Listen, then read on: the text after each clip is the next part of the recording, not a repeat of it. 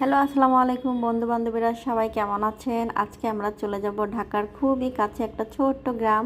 আর গ্রামটা কিন্তু আমার কাছে ভীষণ ভালো লাগে। তো আমরা অবশেষে চলে আসছি। এখানে আসার কিন্তু বেশ কিছু রাস্তা আছে, আমরা এক এক সময় এক এক দিক দিয়ে আসি। তো এটা হেমায়েতপুর থেকে খুবই কাছে।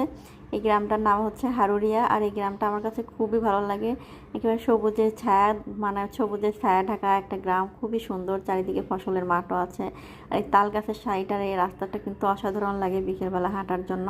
তো এখানে আসার উদ্দেশ্যটা হচ্ছে, এখানে আমরা খুব ছোট্ট একটা জায়গা কিনেছিলাম, বেশ 2-2.5 বছর হয়ে গেছে জায়গাটার বয়স তখন। তো জায়গাটা আমরা অনেক খুঁজে খুঁজে জায়গাটা বের করি। তো এই জায়গাটা হচ্ছে একদম দক্ষিণমুখী, যে মেন রাস্তার সাথে এখানে পিচ ঢালাই রাস্তা, তারপর দক্ষিণমুখী বাতাস, সব কিছু মিলে আর কি খুব সুন্দর একটা জায়গা। ভেবেছিলাম যে আমরা ডুপ্লেক্স একটা বাড়ি করব।